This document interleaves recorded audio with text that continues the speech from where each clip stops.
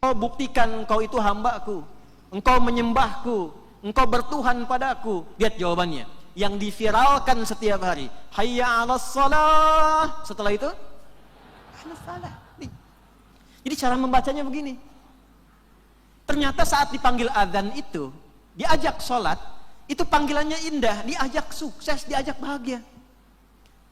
Duhai Anda yang pagi ketemu siang, belum sukses pekerjaannya, diperdengarkan di telinganya, hayya 'alas shalah, ayo salat. Kenapa ya Allah? Hayya 'alal falah. Engkau merasa belum sukses, datang kepadaku. Bukankah aku yang memiliki segala kesuksesan? Aku yang punya jawaban. Aku yang punya segalanya. Anda yang belum bahagia, hayya 'alal falah, datang, Allah berikan kebahagiaan. Jadi kenapa dibuat 5 waktu? Supaya semua pergantian waktu dalam sehari terasa sukses dan bahagia dalam hidup kita. Subuh ketemu siang, selesai masalah. Siang ketemu sore, selesai masalah. Sore ketemu maghrib, mau malam, selesai masalah. Mau tidur pun dipanggil dulu, supaya sebelum tidur tuh bahagia dulu. Jangan sampai ada orang tidur membawa kegelisahan. Allah tuh paling gak ingin dengan sifat rahmannya, ada hamba sudah capek kerja siang, mau tidur pun masih capek juga. Memang yang tadi kata Pak Menteri yang belum selesai itu masih tidur. Jadi kenapa dibawa sholat? Itu filosofinya. Yang pertama, landasannya diinginkan oleh Allah sebelum tidur pun tenang dulu, bahagia dulu, dan selesai semua urusan pekerjaannya. Nah sekarang pertanyaannya, dari apa yang dijanjikan ini, berapa yang sudah kita raih? Selama sholat kita tunaikan, apakah sudah kita bahagia? Sudah kita sukses? 3, sudahkah sudah melahirkan ketenangan sholat yang kita lakukan? 4, saya urut, sholat yang bila dilakukan dengan benar, sesuai tuntunannya, bisa membuat seseorang mudah terkabul doanya. 1, sukses dan bahagia. 2, dianugerahi ketenangan mendalam di hatinya. 3, diantarkan, ini poin penting, pada kemudahan jawaban dalam doa. Saya urut. 1, diberikan ketenangan. 2, diantarkan pada kesuksesan dan kebahagiaan. 3, diberikan jawaban dari doa dengan cepat. Setiap orang yang sholatnya bagus, doanya itu mustajab. 4, ini mungkin banyak sekali juga diharapkan oleh teman-teman sekalian, dibimbing oleh Allah berubah menjadi pribadi yang lebih baik. Dan yang 5, dibangkitkan di hari kiamat dengan wajah yang berbinar. Bahagia di 3 alam.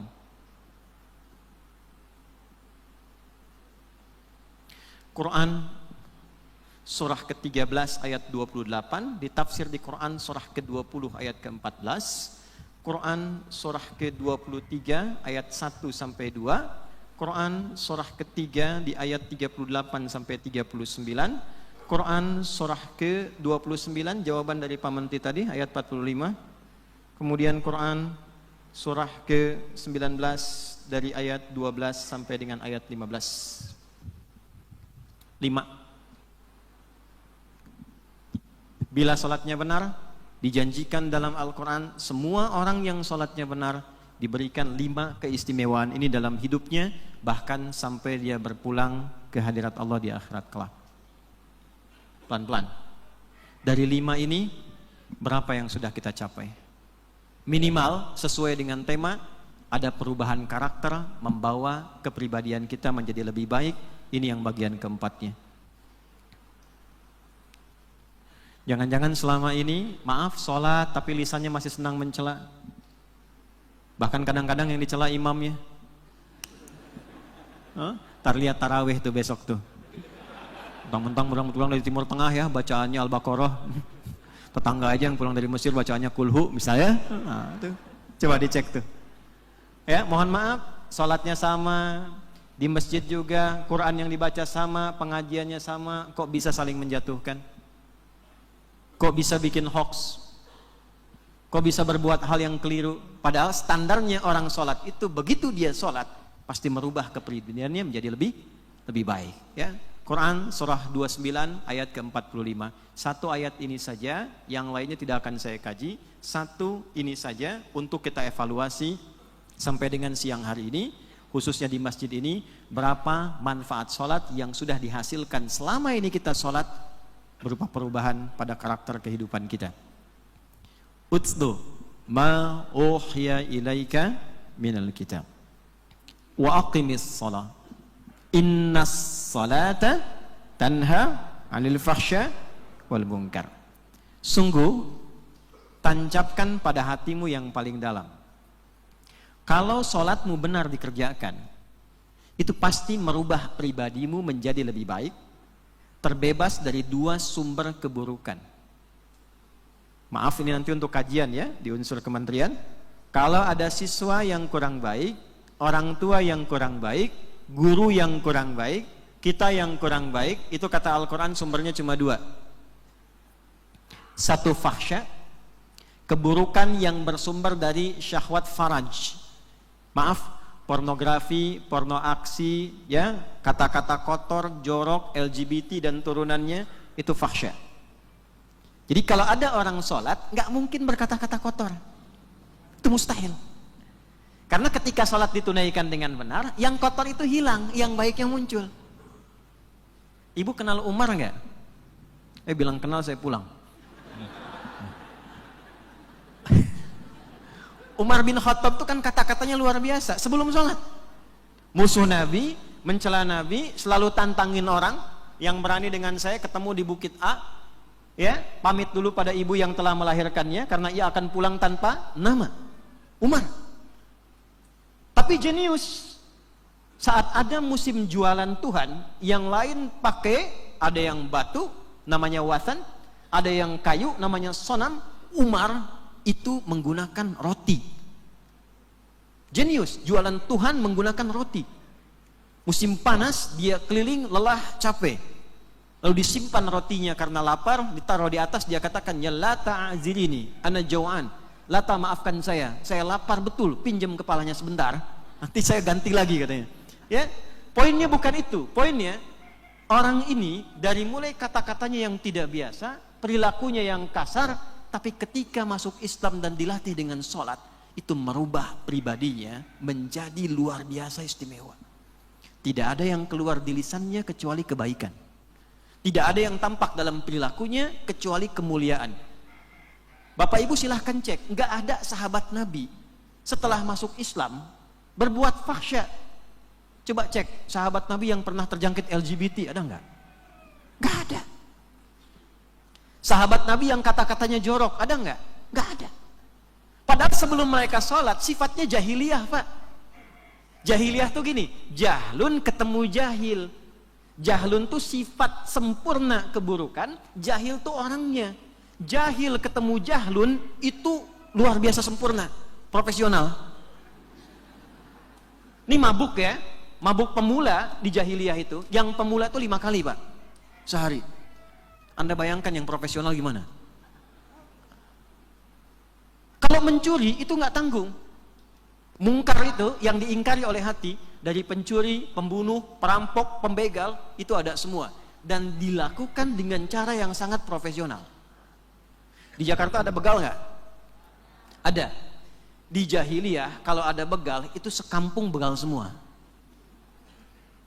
Ada namanya Jundub bin Junada, pimpinan begal. Kampungnya namanya Gifar, terkenal. Orang lewat situ kalau nggak setoran, hilang barang atau hilang nyawa. Gifar. Untuk menunjukkan dia dari Gifar, tambahkan al di depannya, ujungnya i. Al-Ghifari, berasal dari kampung begal. Kalau ada yang namanya Al-Ghifari, kampung begal itu. Sebelum sholat. Tapi setelah masuk Islam, datang ke Mekah, konsultasi dengan Nabi, masuk Islam. Diajarkan prinsip dasar sholat. Secara singkat, berubah jadi pribadi yang hebat, tiba-tiba menjelma jadi ustadz, banyak meriwayatkan hadis tentang takwa, sampai dikutip Imam Nawawi, dimasukkan dalam Al-Arba'innya beliau. Termasuk dalam Riyadhus Shalihin, 1896 hadis. Itu diantaranya Jundub bin Junadah. Preman taubat tuh royaltinya ke situ larinya tuh. Ya. Jadi ustadz, dan hebatnya pulang ke kampung Gifar itu sekampung jadi baik semua. Masuk Islam, diajarkan sholat, tiba-tiba Madinah heboh, dagdikduk, dagdikduk, dagdikduk. Banyak datang orang Gifar, berubah dari tadinya preman, pemalak, pembegal, semua berubah jadi pribadi yang sangat baik ketika diajarkan sholat. Gerakannya sama, bacaannya serupa. Kenapa hasilnya nggak sama? Ini pertanyaannya. Maka kemungkinan besar menurut analisis kebahasaan dalam Al-Quran, ada dua penyebab orang yang sholat tidak mendapatkan kemuliaan-kemuliaan ini, termasuk merubah perilakunya. Satu, kembali ke Quran surah 29 ayat 45. Banyak orang yang sholat diduga tidak mengerti, tidak memahami apa yang dibaca dan dilakukan dalam sholatnya.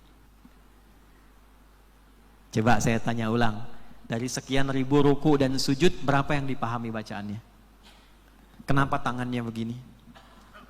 Kenapa takbirnya begini? Kenapa yang dibaca Allahu Akbar? Jangan-jangan selama ini ruku gak ngerti apa yang dibaca. Sujud tidak paham apa yang dipahami. Padahal pembuka ayat keistimewaan sholat dibuka dengan kata tilawah. Utlu ma uhiya ilaika minal kitab wa aqimis sholat. Ibu, wahyu pertama apa, Bu? Yang turun. Iqra kan? Baik. Perhatikan, apa artinya Iqra? Bacalah.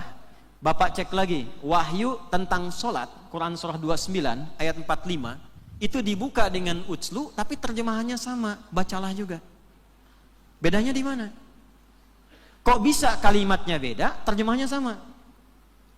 Kalau Iqra, itu permintaan untuk membaca sesuatu tanpa tuntutan memahami, yang penting baca. Karena itu dulu kita punya buku belajar bacaan Quran kan? Ada Iqra, ada qiraati, kan yang penting baca kan? Nggak dituntut paham. Ya kan?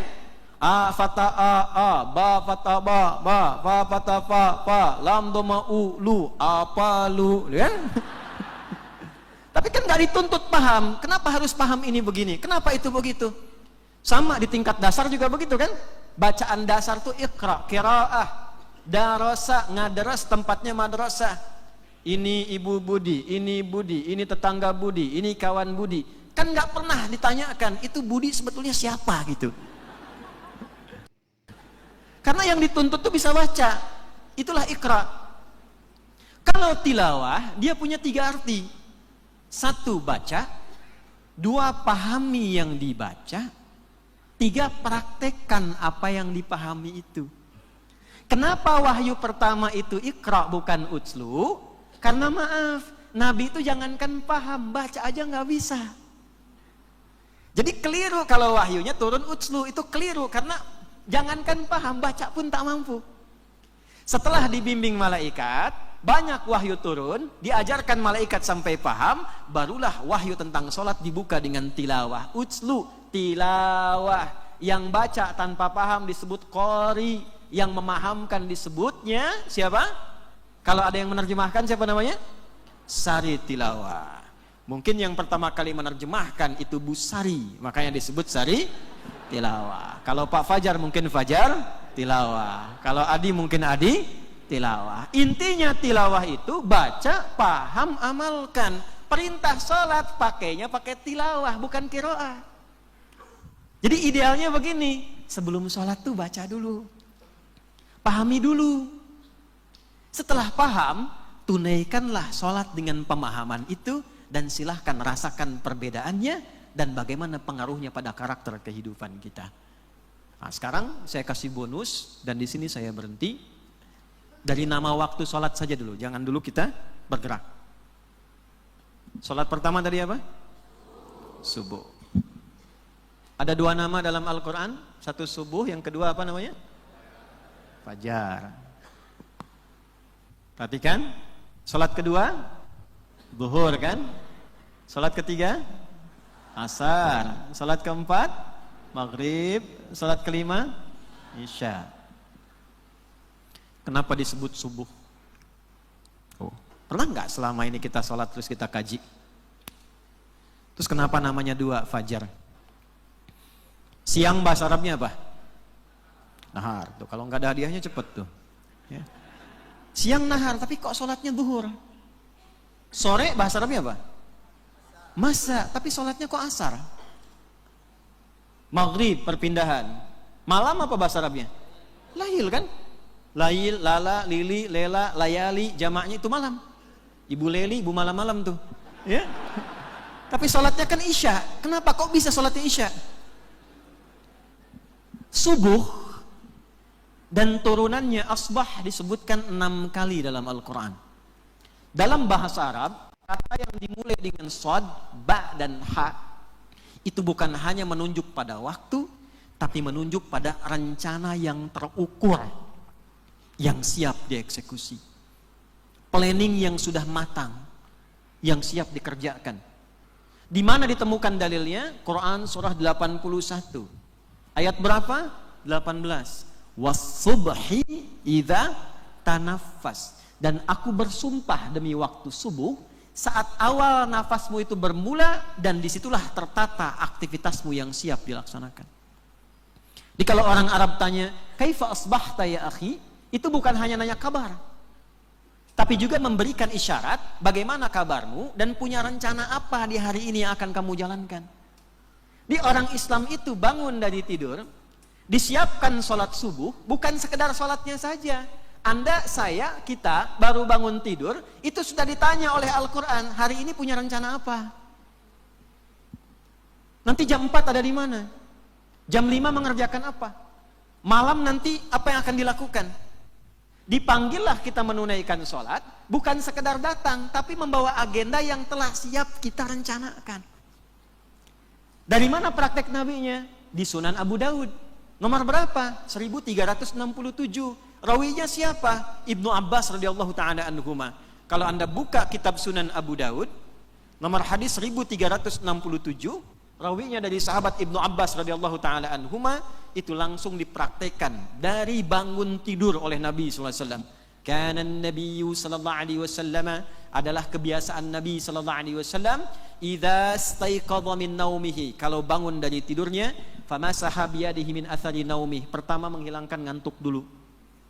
Enggak langsung baca doa. Bukan saat ngantuk baca sehingga tidak sadar apa yang dibaca. Alhamdulillahilladzi ahyana ba'da ma amatana wa ilaihin nusyur. Bangunnya jam 3 pas amat, melek jam 5. Sadar dulu. Setelah itu apa? Faqara'a khawatima Ali Imran. Maka beliau mengumumkan, membacakan, mengeluarkan 11 ayat terakhir surah Ali Imran sebagai agenda hidupnya dunia sampai akhirat. Kalau dibawa ke Kementerian Pendidikan ke sini, subuh itu seakan ingin memberikan kesan apa visi kementerian sampai 5 tahun ke depan misalnya, setidaknya. Kebijakan apa yang mau dibangun? Rencana jangka pendeknya apa? Jangka menengahnya apa? Jangka panjangnya apa? Yang harus dihilangkan jangka saku. Itu subuh. Nah karena itu satu-satunya sholat di dalam Quran yang diminta saat sholat bawa agenda supaya minta pertolongan Allah dimudahkan. Jadi bangun tidur sudah ada agenda, dipanggil lewat sholat, dalam sujud kita minta kemudahan.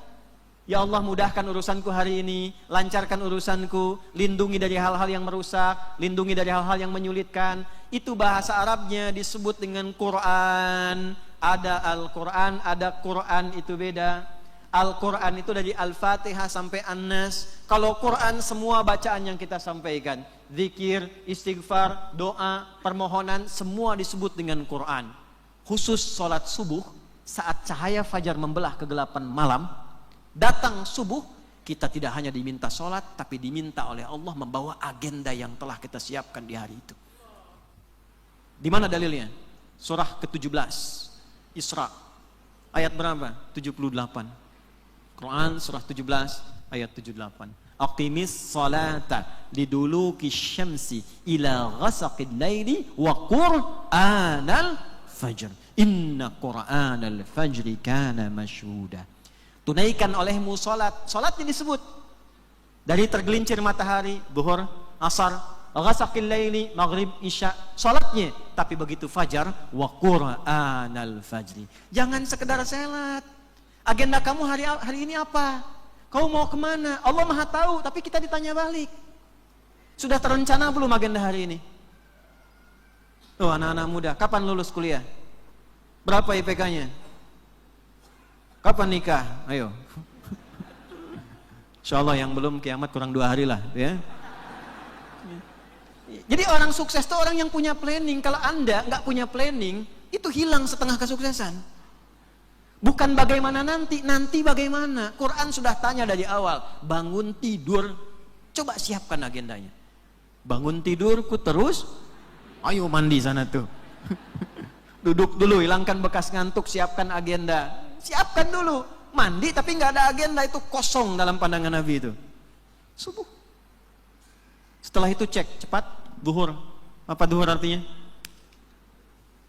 Jelas, terang, idhar, baca dengan jelas. Sampai siang sudah jelas belum hasilnya? Anda yang kerja sampai hari ini di kementerian, udah dievaluasi belum sampai siang? Selesai nggak tugas? Jangan dibesokin. Kalau bisa dioptimalkan, perjelas hasilnya. Optimalkan, evaluasi sampai tengah hari, masa kerja dari pagi sampai siang nggak ada hasilnya. Rapikan filenya. Tapi pertanyaan besarnya, apakah pekerjaan Anda juga membawa pada kebahagiaan akhirat? Berapa yang sudah bertugas di kementerian ini yang juga berinvestasi untuk akhiratnya sebagai bekal pulang? Pak Malik Fajar sudah meninggal orangnya, karyanya masih ada masjid. Setidaknya apa yang kita kerjakan niatkan sebagai ibadah. Selesai pekerjaan, ada legasi yang kita dapatkan. Tuh, setiap duhur tuh datang ke masjid, tanya balik. Kalau saya meninggal, pekerjaan saya ini punya nilai nggak di hadapan Allah?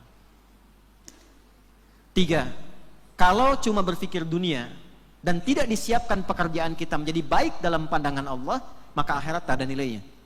Pekerjaan disebut amal, disebut baik dalam pandangan Allah, disifati dengan soleh namanya. Maka amal ketemu soleh. Anda yang sibuk beraktivitas, nama manusianya disebut insan. Dari 5 nama, ins, bashar, insan, nas, bani adam. Nama yang menunjuk pada aktivitas kesibukan kita namanya insan. Maka muncul surat Asr, surah 103.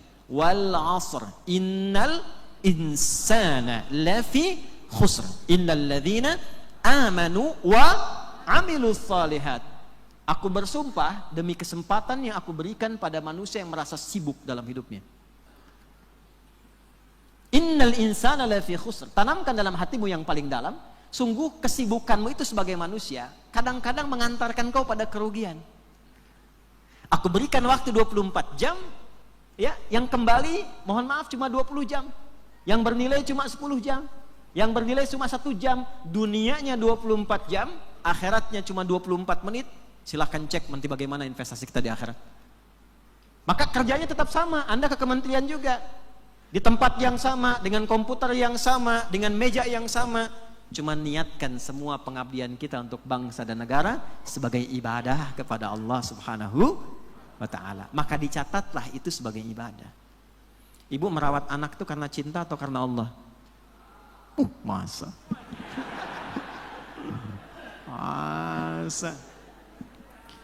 Kalau ibu rawat karena Allah, pasti ibu dekatkan anak itu supaya taat dengan Allah. Cek pakaiannya, cek disekolahkan di mana. Sama bapak ibu, mohon izin kalau kalimat ini agak langsung. Kalau di kementerian ini pun kita ingin berusaha menunaikan amanah undang-undang, meningkatkan iman dan takwa, mendekatkan amanat ini kepada anak-anak bangsa dengan Tuhannya, tapi ternyata dalam prakteknya menjauhkan dari Tuhan, maka tidak menjadi investasi kebaikan di dalamnya. Tinggal tunggu perpindahan pada waktu gelapnya. Muncul maghrib, terakhir isya. Tahu artinya isya? Saya langsung nih, saya kasih jeda kurang lebih sampai 10 detik. Umrah bintang 5 di Mekah dan di Madinah. Apa artinya isya?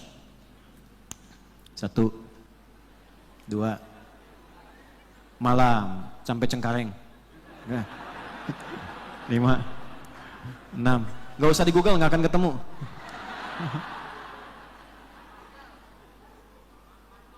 Makan malam, betul. Tadi karena belum makan, maka kepikirannya makan.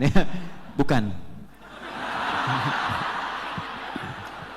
Dah, waktu habis. Isya.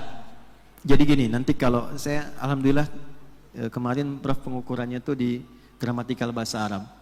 Jadi Quran itu termasuk di bahasa Arab itu ada 12 juta entry termasuk harokatnya. Fathah, kasrah, dhammah termasuk sukun tuh ada maknanya.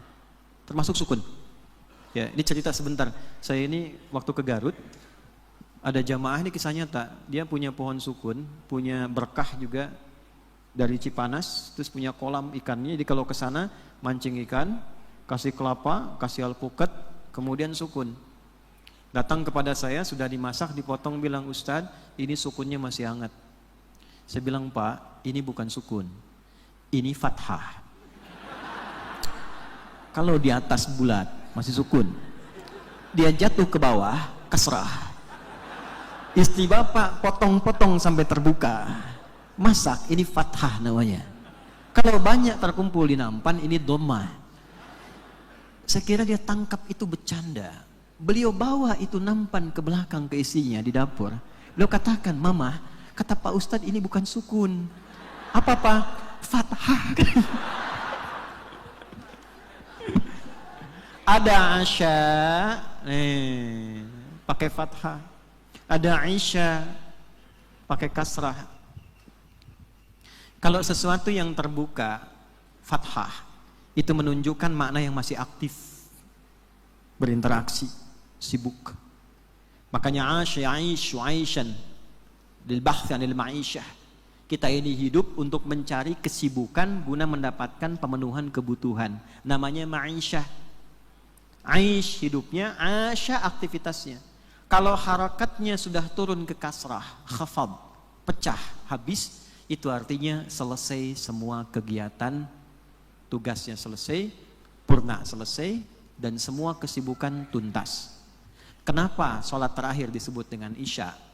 Membuka kegelapan malam sebelum mata terpejam, ingin memberikan pesan yang dalam bahwa pastikan semua pekerjaanmu itu punya nilai, baik untuk duniamu, sukses juga untuk akhiratmu, sebelum matamu terpejam. Sebab sesibuk apapun kau bertugas, pada akhirnya semua itu akan tuntas dan tinggal kewajiban kita untuk dihisab kembali kepada Allah Subhanahu wa taala. Jadi kalau kita menatap dan memaknai semua waktu sholat itu seperti ini, pasti akan berpengaruh pada karakter pribadi kita. Ada sesuatu yang berubah. Bangun subuh sudah nyiapkan agenda, zuhur sudah evaluasi, tingkatkan semangat kerja, sampai asar menjadi pribadi yang bermanfaat, dari ujung kepala sampai ujung kaki. Maghrib mulai berpikir bagaimana kalau ini berpejam, berakhir kehidupan saya terpejam untuk selamanya. Berapa yang kita dapatkan dari semua itu? Ini kita belum sholat, baru dikasih waktu, takbir aja kan belum. Kenapa tangannya begini? Kenapa kakinya itu tidak terlampau lebar? Kenapa tidak terlampau rapat? Kenapa harus jajar dengan bahu? Itu ada maknanya. Abdurrahman bin Auf mempraktekkan berdiri seperti ini saja, dipraktekkan dalam hidupnya. Hasil riset kami terakhir, itu merubah hidupnya, terbimbing bisnisnya, sampai jadi orang paling kaya di masanya. Valuasi asetnya kurang lebih 14.000 triliun saat beliau wafat. Cuma dari berdiri, mempraktekkan makna itu. Jadi kalau kita bicara tentang manfaat sholat pada perubahan karakter, kita di-challenge oleh Quran untuk kembali memahami semua yang terkait dengan sholat, bukan sekedar menunaikan, membacakan tanpa mengetahui dan mengerti apa yang kita lakukan dalam sholat kita. Tapi tolong catat ya, kalaupun sholat tanpa paham, sah. Hukum selesai. Nggak ada dosa, pahala dituliskan sesuai keikhlasan. Tapi manfaat kehidupannya tidak dapat. Itu maksudnya. Nah, oleh karena itu, terakhir ini sebelum kita antarkan dengan doa, saya ingin mengajak pada semuanya tanpa kecuali, saya tidak menginginkan acara semacam peringatan hari-hari besar agama seperti sekarang Isra Mi'raj hanya sebatas kita duduk, kumpul, formalitas dan pulang. Tapi khususnya sebagai muslim, kita kembali mengkaji, mendalami lagi, memahami kembali sehingga terasa nikmat beragama itu. Islam itu akan nikmat kalau dipraktekkan. Kalau hanya menjadi catatan, itu hanya menjadi kajian dan tidak akan terasa kenikmatannya berislam dalam kehidupan kita. Saya kira Itu yang bisa kita uraikan. Kita akhiri dengan doa yang mengantarkan pada asar. Mudah-mudahan apa yang kita bahas diterima oleh Allah Subhanahu wa taala. Sebelum saya sampaikan doa, saya ingin bertanya, siapa yang di sini karyawan yang paling senior telah mengabdi di Kementerian Pendidikan Dasar dan Menengah? Angkat tangannya. Yang paling senior. Ibu, berapa tahun? Berapa? 35 tahun. Siapa yang di atas 35? 40 tahun. Di atas 40 tahun. Ada ibu yang di atas 40 tahun? 35 tahun ada? Mana? Ada? Ibu berapa tahun? 38 tahun. Ada yang di atas 38? Ibu belakang? Iya? 56 tahun.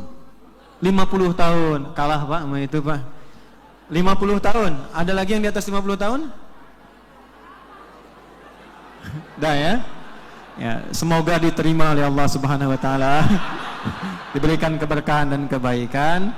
Nah, oleh karena itu, teriring dengan doa itu, kita berikan hadiah menunaikan ibadah umroh.